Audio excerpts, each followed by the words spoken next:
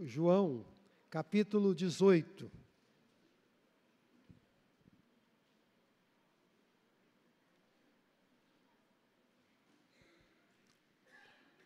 Vamos ler os primeiros 11 versos desse capítulo que nós lemos nessa semana. Estamos chegando ao final da nossa leitura anual no Evangelho de João. E depois de amanhã alcançaremos o livro de Atos. Isso é uma grande bênção, não é verdade?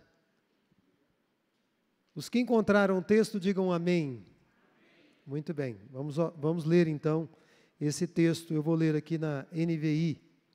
Tendo terminado de orar, Jesus saiu com os seus discípulos e atravessou o vale de Cedron. Do outro lado havia um olival, onde entrou com eles. Ora, Judas, o traidor, conhecia aquele lugar, porque Jesus muitas vezes se reunira ali com os seus discípulos. Então, Judas foi para o olival, levando consigo um destacamento de soldados e alguns guardas enviados pelos chefes dos sacerdotes e fariseus, levando tochas, lanternas e armas. Jesus, sabendo tudo o que lhe ia acontecer, saiu e lhes perguntou: a quem vocês estão procurando? A Jesus de Nazaré, responderam eles. Sou eu, disse Jesus. E Judas, o traidor, estava com eles. Quando Jesus disse, sou eu, eles recuaram e caíram por terra. Novamente lhes perguntou, a quem procuram? E eles disseram, a Jesus de Nazaré. Respondeu Jesus, já lhes disse que sou eu. Se vocês estão me procurando, deixem ir embora estes homens. Isso aconteceu para que se cumprissem as palavras que ele dissera, não perdi nenhum dos que me deste. Simão Pedro, que trazia uma espada, tirou-a e feriu o servo do sumo sacerdote, decepando-lhe a orelha direita. E o nome daquele servo era Malco. Jesus, porém, ordenou a Pedro, guarde a espada. Acaso não haverei de beber o cálice que o meu Pai me deu? Curva a sua cabeça e feche os seus olhos. Pai Santo, nós queremos te agradecer pela tua palavra que vem a nós nessa manhã e pelo privilégio de nós estarmos reunidos aqui, assim como muitos do teu povo em nosso país, em outras partes do mundo, se reúnem nesse primeiro dia da semana, que chamamos domingo, o dia em que o teu povo celebra a ressurreição de Jesus dentre os mortos. Louvado seja o teu nome. Agora, meu Deus, que estamos diante da tua palavra que como igreja lemos no decorrer desta semana, abre o nosso entendimento para que possamos compreendê-la e, acima de tudo, para que possamos também praticá-la, aplicá-la nas nossas próprias vidas. Essa é a nossa petição. Lembramos mais uma vez dos adolescentes que estão em retiro agora. O Senhor possa guardá-los, abençoando a vida do pastor Augusto, da Andréia, de todos os irmãos que estão cooperando com eles para a realização desse acampamento. Que a tua boa mão os alcance ali naquele lugar e que a finalização do acampamento seja uma grande bênção para as suas vidas. Em nome de Jesus. Amém. Queridos irmãos, esse texto é um texto que nós meditamos nessa semana, e o contexto dele, vocês sabem, era que a hora de Jesus estava se aproximando. E Judas estava trazendo uma companhia, talvez, de soldados, para prender a Jesus. E quando aquele grupamento de homens se reuniu e se aproximou ali de Jesus, o mestre, o Senhor, o Rei da Glória, simplesmente perguntou, a quem vocês estão procurando? A quem vocês estão procurando? E nós poderíamos dizer nessa manhã, tão especial para todos nós, que a vida humana sobre a terra, eu acho que vocês vão concordar comigo. Ela é uma espécie de uma busca contínua, não é verdade? Os seres humanos, desde quando a gente tem notícia na história geral, na antropologia, você percebe que a humanidade está sempre buscando, está sempre procurando por algo. Agora, a grande questão é, a quem nós estamos buscando? Ou o que nós estamos buscando? Algumas pessoas vão buscar apenas a satisfação para o seu próprio ego.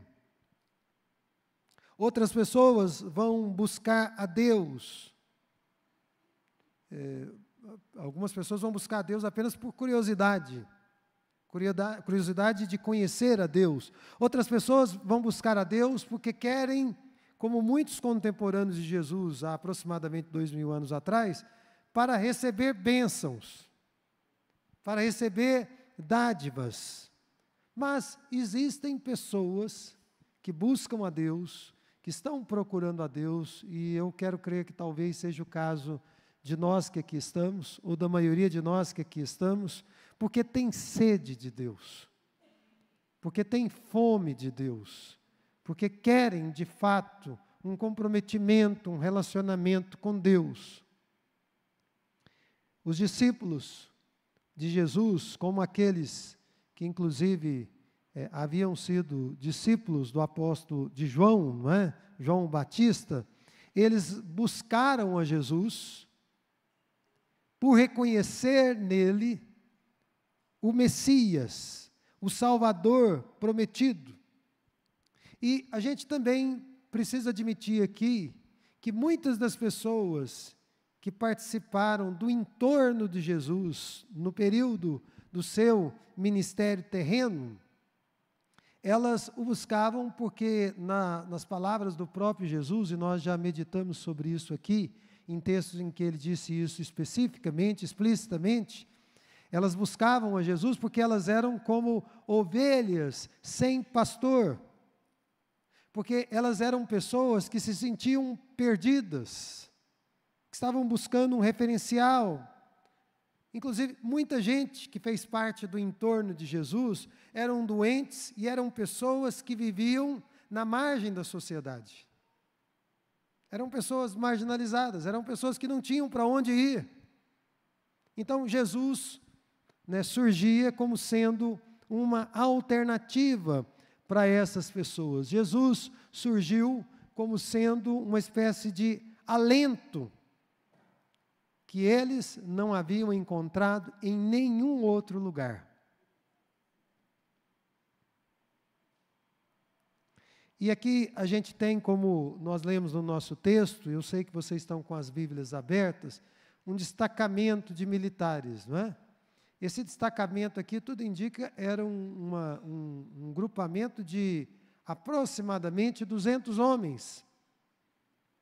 200 homens foram destacados para ir ao encontro de Jesus e os seus discípulos e prendê-lo,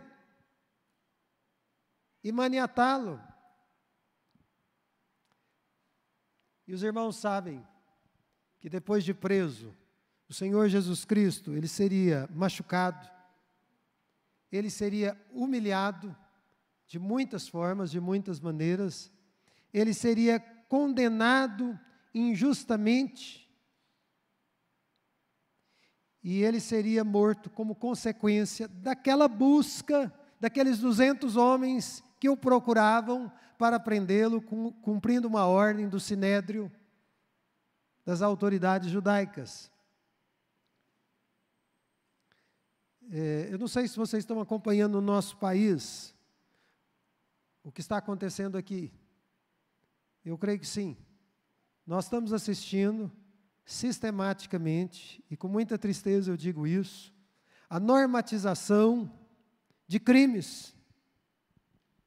Nós estamos assistindo pessoas que trabalham arduamente nos seus escritórios, inclusive junto a escritórios de advocacia, para justificar os seus crimes e os seus atos ilícitos. Aqui no Brasil, eu li essa semana, segundo um jornal da USP, se uma pessoa arromba uma casa quebrando um cadeado, e ela for flagrada, sem ter levado nada daquela casa, o juiz pode muito bem inocentá-la. Olha, ela invadiu uma propriedade privada, quebrou um cadeado, quebrou a fechadura, arrombou a porta, mas o magistrado no Brasil pode inocentá-la. Por quê? Porque há uma jurisprudência, porque o STJ considerou um crime dessa natureza como sendo uma modalidade que eu não entendo bem, porque eu não sou do judiciário, né, como modalidade tentada, mas não executada. Nesse caso em específico, que o jornal da USP noticiou, os bandidos foram flagrados, saíram correndo, a polícia os prendeu, mas eles foram inocentados. E aí eu estava lendo todo o artigo, e um professor da Faculdade de Direito da USP de Ribeirão Preto, fazendo um alerta de que há uma insegurança jurídica crescente no nosso país, e esse é um problema grave com o qual nós temos que lidar. Um outro exemplo, os irmãos acompanharam pelos meios de comunicação o desvio de bilhões de reais, por enquanto aproximadamente 6 bilhões, mas deve ser muito mais, desviados do INSS, e praticados esses crimes por funcionários do governo e por associações que são lideradas por pessoas que têm vínculo direto com pessoas dos mais altos cargos da República. Agora, irmãos, essas pessoas estão trabalhando, eu dei aqui 2 exemplos muito pontuais, para a normatização do crime e das injustiças. E elas fazem o que elas podem para saírem impunes, mesmo tendo agido mal, mesmo tendo praticado malfeitos de acordo com a nossa lei maior, com a nossa Constituição. Então nós podemos dizer que eles trabalham, que eles legislam para ficarem impunes, para não irem para a cadeia, mesmo sendo claramente culpados desses erros.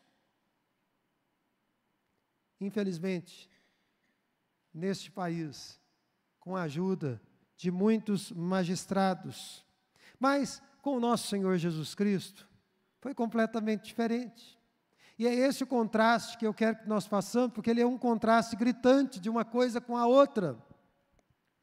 O Senhor Jesus Cristo foi preso e ele era inocente, completamente inocente. Mas o que é interessante no caso dele é que em momento nenhum ele fez resistência à sua prisão. Ele resistiu aos seus algozes, aqueles que se levantaram contra ele. Em vez disso, diz a Bíblia, e esse texto corrobora com essa narrativa, que ele se entregou para ser preso, ele se entregou para ser maltratado, ele se entregou para finalmente ser morto. E ele fez isso voluntariamente. Além disso, nós vemos que Jesus, nosso Senhor, ele estava muito consciente da sua missão.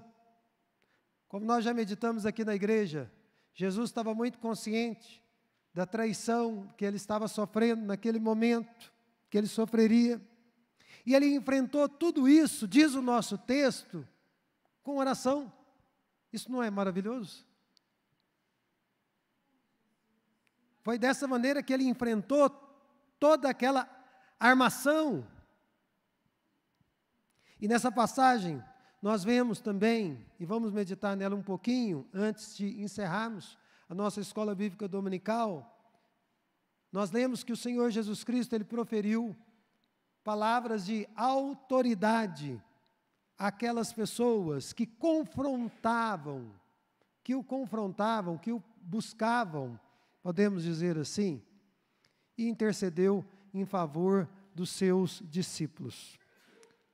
Portanto, só aqui, introduzindo essa mensagem, nós devemos estar pensando, diante do nosso Deus, a quem nós estamos buscando realmente? Por que é que nós estamos buscando? E para nos ajudar a responder, esse texto, ele nos fala sobre Jesus, porque toda a nossa atenção como cristãos deve ser e deve estar voltada para a pessoa de Jesus. Qualquer outra meditação divergente da pessoa de Jesus não vai nos edificar. Os nossos olhos têm que ser colocados nele, na pessoa dele. Porque senão nós vamos nos afastando daquilo que é a mensagem do Evangelho. E isso aconteceu ao longo da história da igreja. E acontece nesses nossos dias. As pessoas falam sobre tudo, menos sobre Jesus. Portanto, para responder a quem nós estamos buscando, nós precisamos olhar para Ele. Para então, em reflexo, entender o que está acontecendo conosco. Em primeiro lugar, veja aí na sua Bíblia, porque o texto nos mostra, mais uma vez, que Jesus, ele foi, acima de tudo, enquanto esteve nesse mundo, um homem de oração. Isso não é verdade? Porque o texto nos diz que antes daquele destacamento, daquela companhia de soldados do Sinédrio se aproximarem para prendê-lo, ele estava orando. E no capítulo 17, vocês se lembram, Jesus havia gastado um bom tempo orando pelos seus discípulos. E depois de orar, o texto aqui nos diz que ele, com os seus, caminha pelo vale de Cedron, que era o vale das trevas, ou o vale da escuridão, que era localizado a leste de Jerusalém. Eu não sei se vocês sabem, mas esse vale ele permanece seco a maior parte do tempo, durante um ano comum, um ano normal. Mas ele é inundado pelas chuvas. E ele muda completamente a sua aparência quando as águas vêm.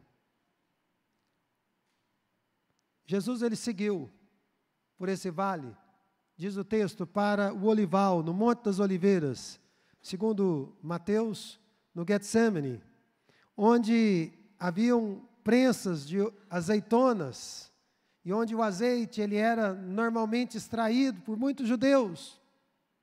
Parece que Jesus gostava daquele lugar. Parece que Jesus tinha um apreço com aquele espaço, assim como eu imagino vocês também têm alguns lugares prediletos de vocês, que vocês gostam de ir, que vocês gostam de ficar. E como servos de Deus, talvez hajam alguns lugares específicos na sua casa, ou para onde você gosta de ir, para simplesmente estar com Deus, na presença dEle. Jesus gostava desse lugar, por razões que nós não sabemos totalmente. Uma coisa nós sabemos, ele gostava de ir para lá para orar, para estar com o seu Pai Celestial. Provavelmente, o Senhor Jesus, ele escolheu aquele lugar como um lugar de refrigério. Depois de muitas horas de trabalho ao longo do seu ministério de 3 anos. E após a sua intercessão ferrenha, descrita no capítulo 17, que é o capítulo anterior da nossa meditação nessa manhã, ele foi ao encontro dos seus algozes e também do seu traidor, Judas. Mas o que eu quero destacar com vocês aqui é simplesmente isso, que ele vai para esse momento tão difícil, ele vai para esse momento tão complicado da missão terrena dele aqui, mergulhado na oração.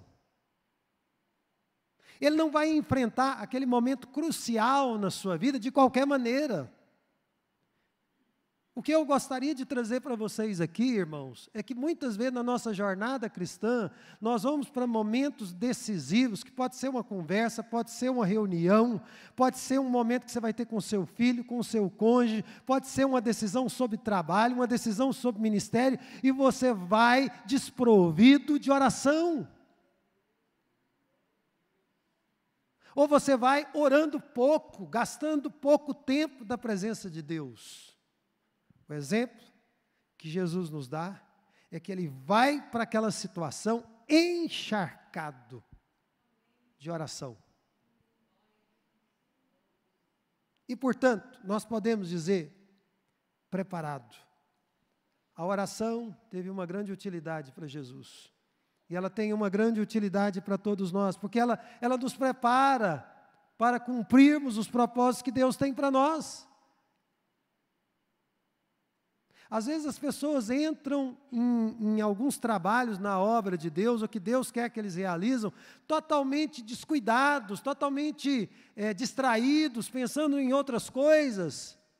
Isso acontece porque gastam pouco tempo na presença de Deus.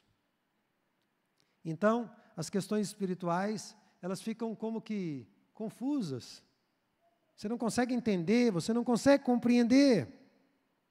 Então, irmãos, em nossa jornada, olhando para Jesus, nós precisamos entender que há muitos momentos difíceis, que há muitos momentos desafiadores, que há muitas oportunidades que Deus coloca no nosso caminho, mas nós precisamos ir ao encontro dessas situações em oração, por nós e por aqueles que nós amamos.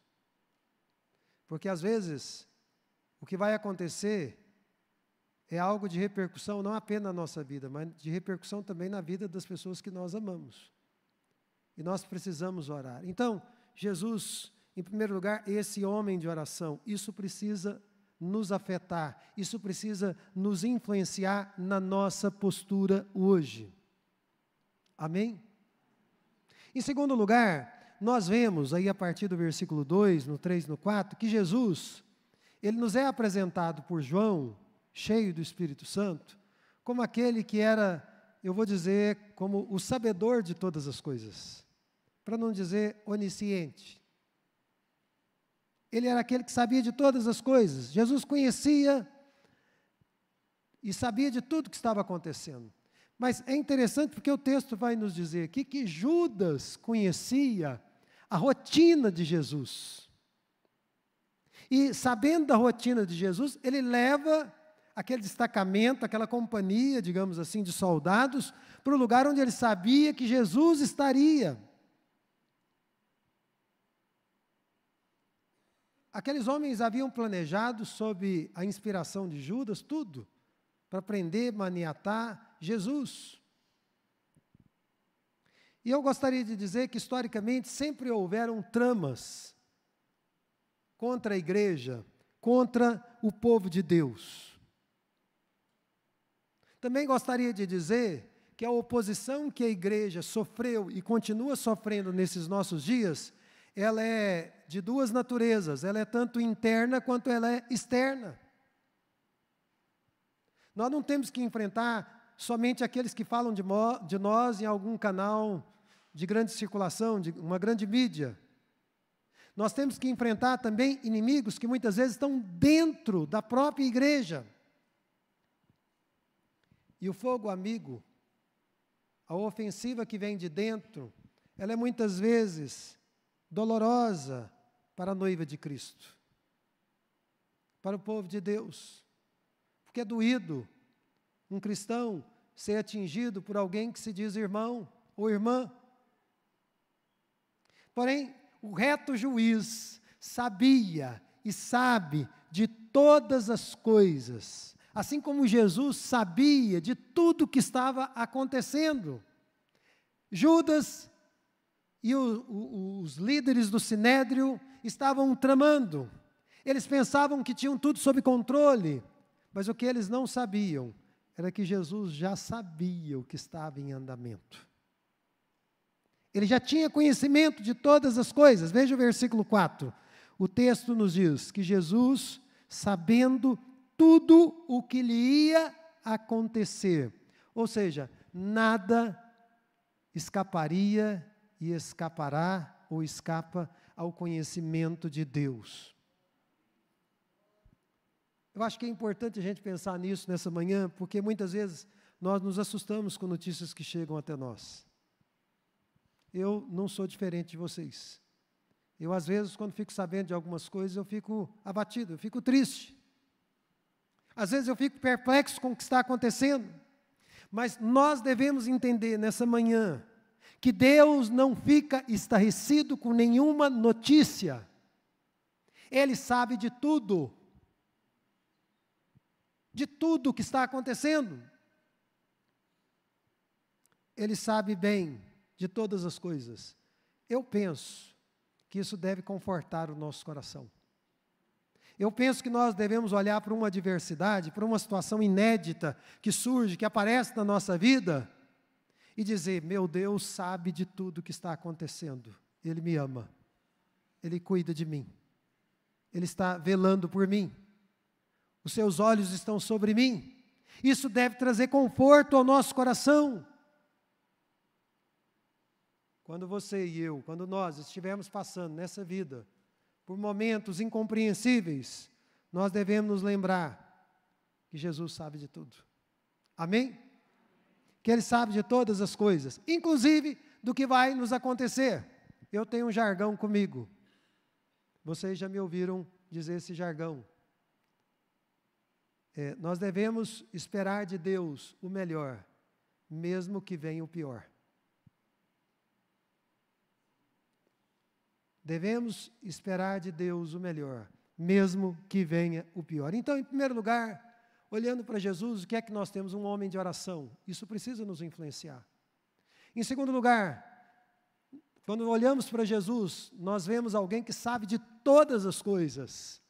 Isso deve tranquilizar o nosso coração. Porque Ele é soberano e é conhecedor de todas as coisas. Mas, a partir do versículo 4 até o versículo 8, nós vemos Jesus sendo procurado por duas motivações distintas. Jesus tanto é procurado pelos motivos certos, quanto Ele é procurado pelos motivos errados. Como eu disse no início dessa mensagem, a humanidade, ela está sempre em busca. E eu seria ousado em dizer que a humanidade, de alguma forma, está sempre buscando a Jesus, de uma forma ou de outra. Alguns buscam a Jesus para reconhecê-lo como Senhor e Salvador. E outras pessoas buscam a Jesus simplesmente para colocar um X nele ali e rejeitá-lo definitivamente de suas vidas. Então, a humanidade ela é dividida nesses dois grupos. Ou o buscamos para tê-lo como Senhor e Salvador de nossas vidas, ou o buscamos, ainda que às vezes inconscientemente, para marcar um X e dizer, eu não quero Jesus. Eu o rejeito. Algumas pessoas procuram a Jesus simplesmente para derramar sobre ele a sua ira, a sua indignação, a sua contestação, o seu repúdio por algum acontecimento que eles não gostaram. Mas agora, nós devemos observar aqui como é que Jesus reagiu àqueles homens, os seus algozes que o procuraram, não é? Quando ele soube que a sua hora era chegada, o que é que Jesus fez? Ele se expôs naquele momento, não é? E se entregou. Ele não fugiu do confronto. Veja aí o versículo 4. Ele perguntou o tema da nossa mensagem de hoje. A quem vocês estão procurando? Qual foi a resposta dos soldados? A Jesus de Nazaré. A maioria das pessoas que estudam essa passagem dizem que os soldados disseram Jesus de Nazaré simplesmente para depreciar Jesus. Porque era comum senso entre os judeus que nenhuma coisa boa poderia vir de Nazaré. Então, quando disseram Jesus de Nazaré, já era um meio jocoso de tratar a Jesus, de desqualificá-lo naquele momento. Quando eles deram essa resposta, Jesus foi direto, né? E o que é que ele disse? Sou eu. Ou, eu sou. E quando ele se identificou com essa expressão, que era uma expressão também igualmente conhecida pelos judeus, uma expressão muito parecida com aquela que Deus revelou a Moisés diante da sarça ardente. E quando Moisés ele se apresentou aos israelitas e eles perguntaram, né, quem foi que te enviou, e ele disse, olha, foi o eu sou, que me enviou a vós. Porque assim o Senhor Deus tinha se identificado a ele, tinha se revelado a ele. E é interessante porque Jesus estava dizendo aqui, nesses últimos momentos do seu ministério, antes da sua prisão, que ele era Deus. Que ele era Deus. Um Deus que não foi reconhecido pelos seus. Um Deus que foi amplamente rejeitado pelos seus. Mas é maravilhoso a gente ler e reler esse texto e ver o que acontece quando Jesus disse que ele era o eu sou. Vocês prestaram atenção no que aconteceu? No momento em que ele se revelou como sendo o eu sou, o texto nos diz, vejam aí na Bíblia de vocês, quando Jesus disse, sou eu, eles recuaram e caíram por terra. Eu penso, todas as vezes que leio esse texto, que parece que aquelas palavras de Jesus, delas, emanaram ondas de poder de Jesus, que lançaram por terra, literalmente, os perseguidores de Jesus. Aqueles homens, liderados por Judas, eles foram tomados de uma espécie de assombro. Lembrem-se que Judas, que estava liderando aquela companhia de soldados, que estava guiando aquela companhia de soldados, ele estava, segundo o contexto bíblico, possesso de Satanás. Então, quando ele e os soldados caem por terra, é o diabo que também cai por terra, quando Jesus se identifica diante dele, porque o diabo não tem poder contra o Senhor, ele só age sob divina permissão.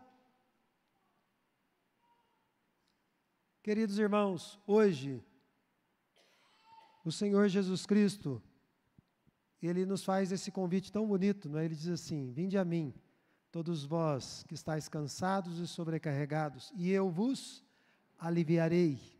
Ele também diz, como Ele disse aos seus discípulos, venham a mim e sigam-me. E tudo isso é uma manifestação do seu amor, da sua misericórdia, da sua graça. Porém, um dia, Ele vai se manifestar com poder, como sendo o juiz. E Ele vai executar o seu juízo. E Ele vai tratar com todas as pessoas que se rebelaram contra Ele. Um dia Ele vai se manifestar dessa forma. Então aqui, não são os soldados liderados por Judas ou guiados por Judas que surpreendem a Jesus. É exatamente o contrário. É Jesus quem os surpreende. É Jesus quem os lança por terra. E aqui nós precisamos entender que mesmo que Jesus permita ser preso, é Ele quem tem o controle de toda a situação. É Ele que continua sendo soberano. É Ele quem continua conduzindo tudo o que estava acontecendo naquele momento. Eu já disse várias vezes, mas eu acho que o texto requer que eu diga novamente, Deus nunca será pego de surpresa. Ele nunca será pego de surpresa, mas Ele está sempre nos surpreendendo. E isso é algo maravilhoso, isso é algo que nós devemos guardar no nosso coração. Portanto, se nós estivermos buscando a Jesus, com o nosso coração aberto, com o nosso coração sincero, nós podemos receber dEle o dom da vida. Nós podemos receber dEle a sua graça. Nós podemos ir ao encontro dEle, dos seus braços estendidos. Mas se nós nos insurgirmos contra Ele, se nós insistirmos em nos levantarmos contra Ele, nós vamos ser surpreendidos pela sua justiça.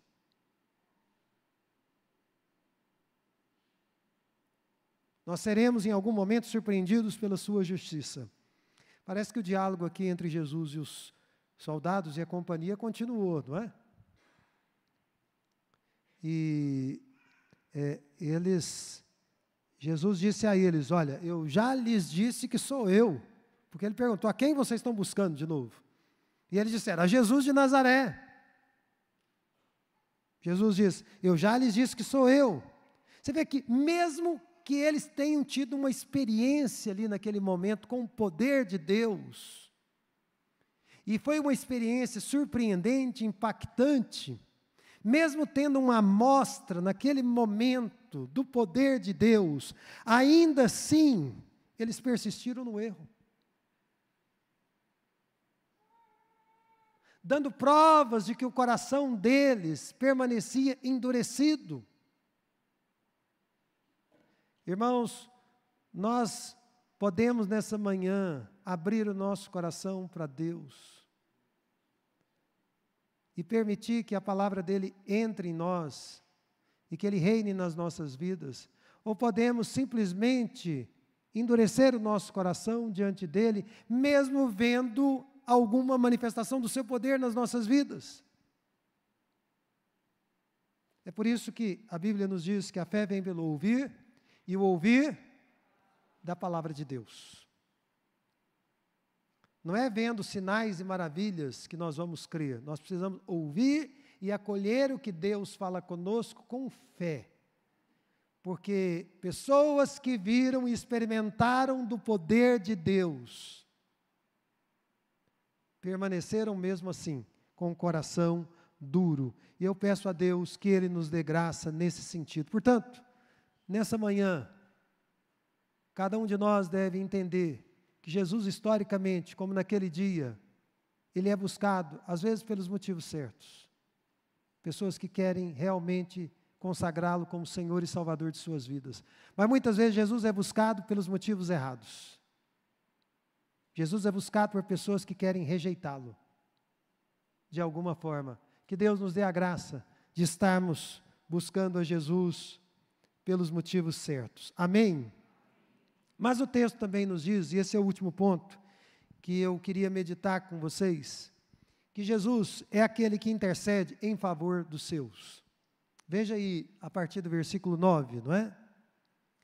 E quando a gente lê o versículo 9, o 10 e o 11, a gente relembra aqui que Jesus, Ele foi, e Ele continua sendo o bom pastor. O que o bom pastor faz? Defende os seus. Defende as suas ovelhas. Protege as suas ovelhas e vai protegê-las até o fim.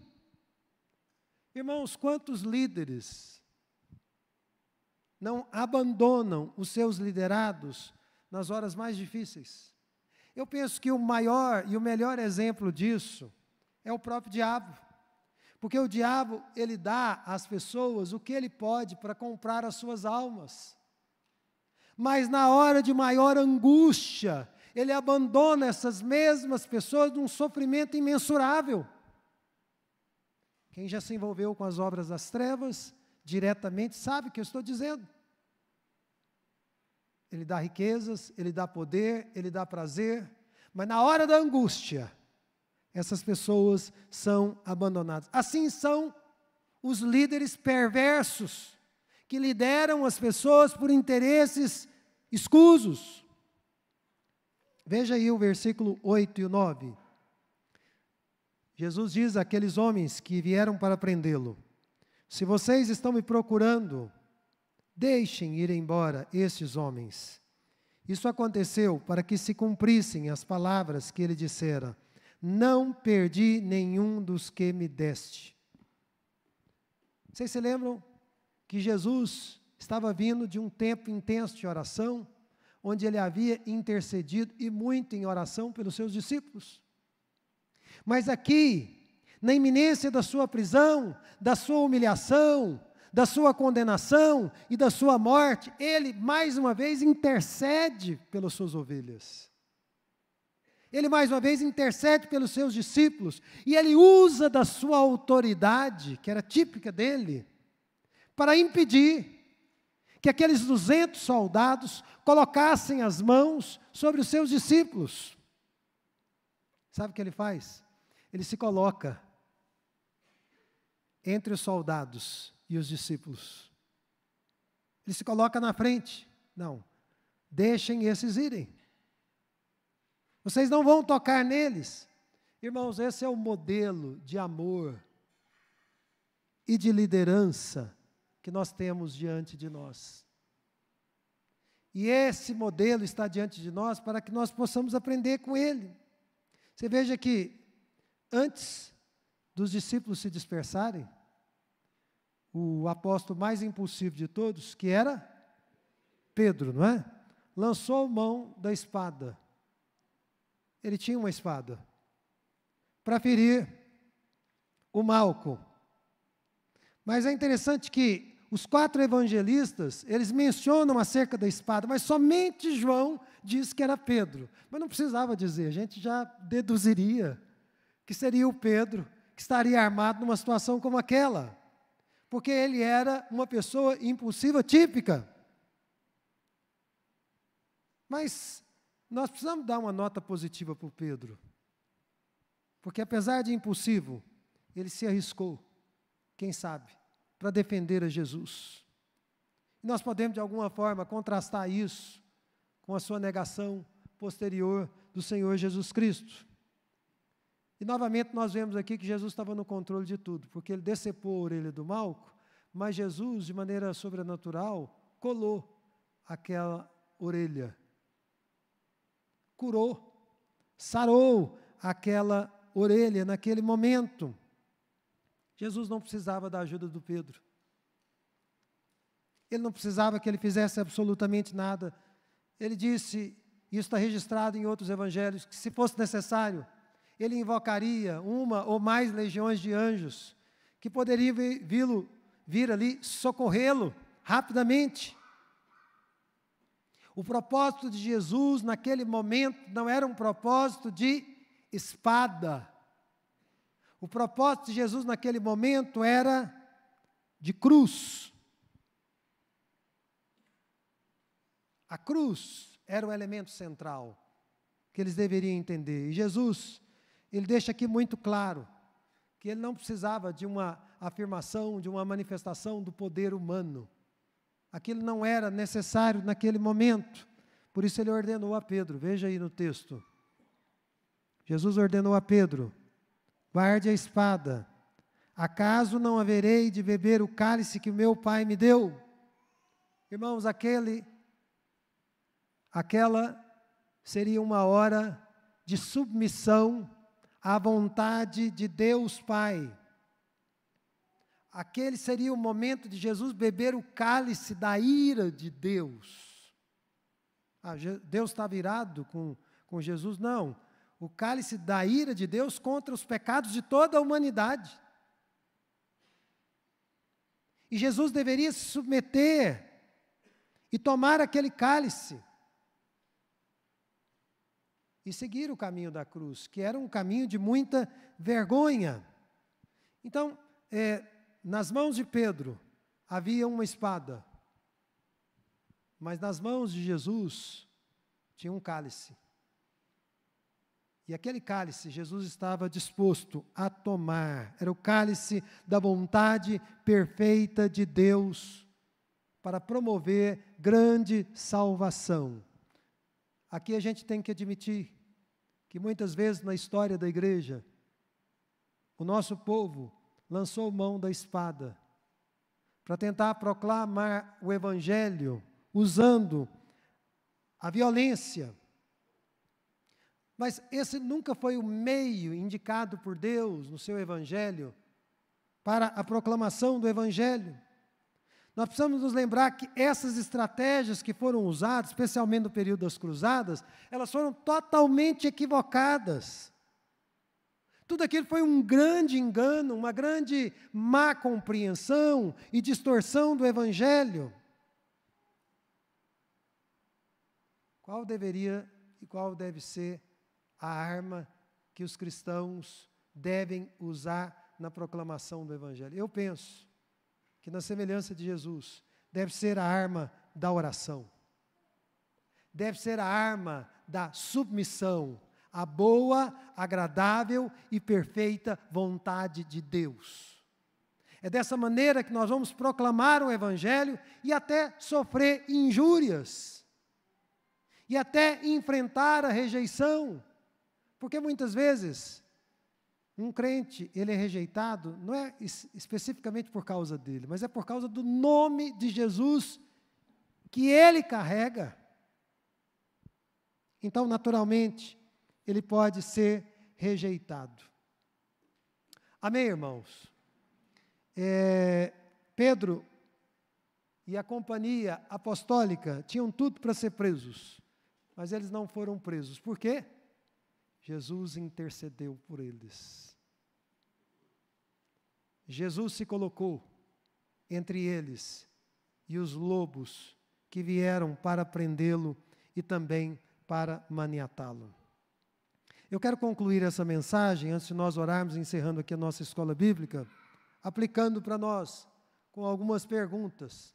Em primeiro lugar, a quem nós estamos procurando? Ou a que nós estamos procurando? Será que nós estamos buscando a glória do mundo? A glória do nosso próprio ego? Será que nós estamos buscando alguma coisa para o nosso próprio louvor? Nessa manhã, eu quero encorajá-los a buscarem a Jesus de todo o coração. Esse é o primeiro ponto, mais importante de todos.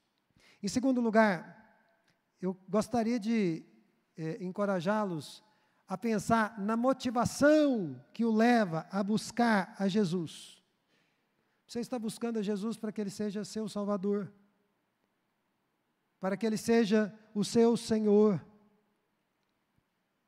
Amém? Isso é uma grande bênção.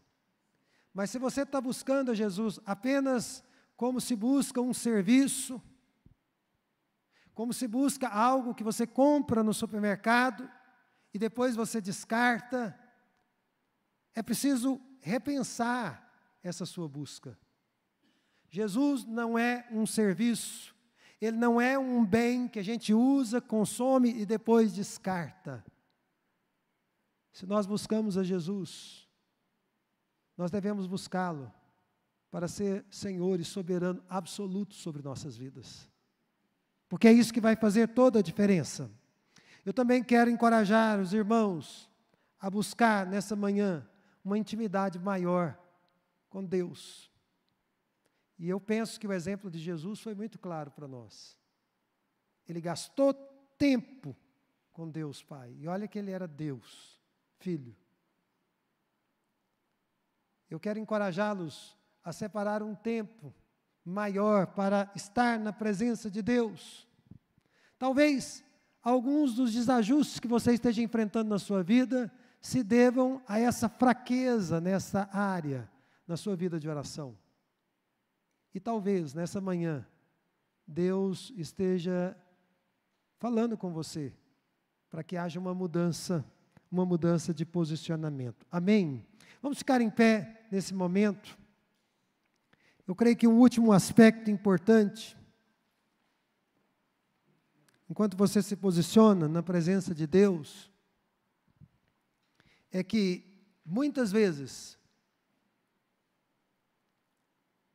ao longo da nossa jornada, nós nos deparamos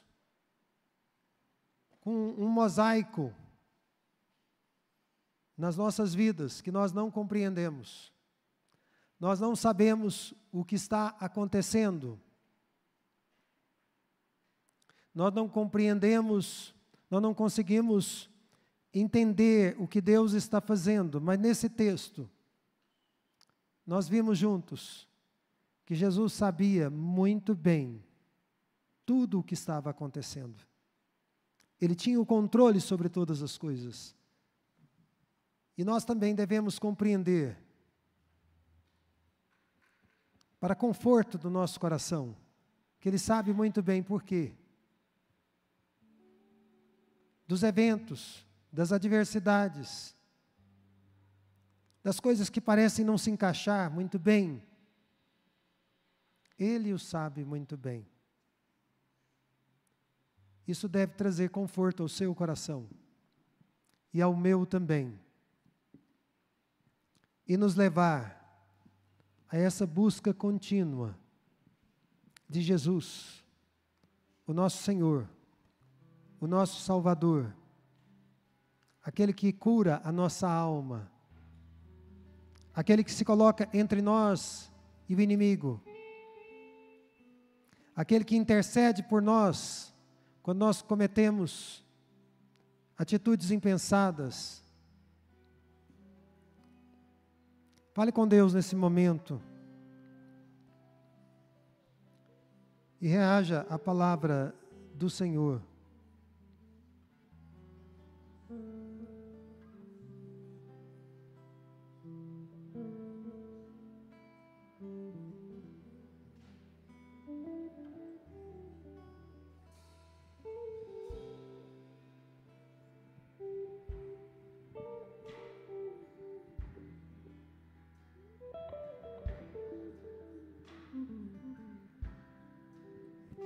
Pai Celestial, nós te agradecemos por essa manhã,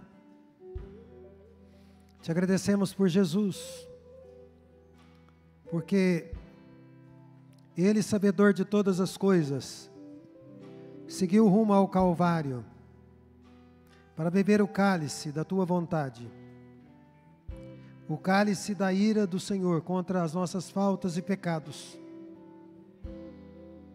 Obrigado, meu Deus, porque em muitos aspectos nós somos parecidos com aqueles que buscavam a Jesus, mas dá-nos que possamos rever as nossas atitudes, as nossas posições internas, e que possamos buscar o Senhor por aquilo que o Senhor é, Senhor, Salvador, suficiente para todas as nossas necessidades. Ajuda-nos, meu Deus, em nome de Jesus, que a Tua palavra tenha poder nas nossas vidas, que o Senhor também possa nos ajudar a romper com tudo aquilo que de alguma forma nos afasta de Ti, com tudo aquilo que nos faz ficar concentrados em coisas que são pueris, que são passageiras, que são triviais. Ajuda-nos, meu Deus, olhando para o Senhor, a termos uma atitude diferente, para a glória do Teu nome.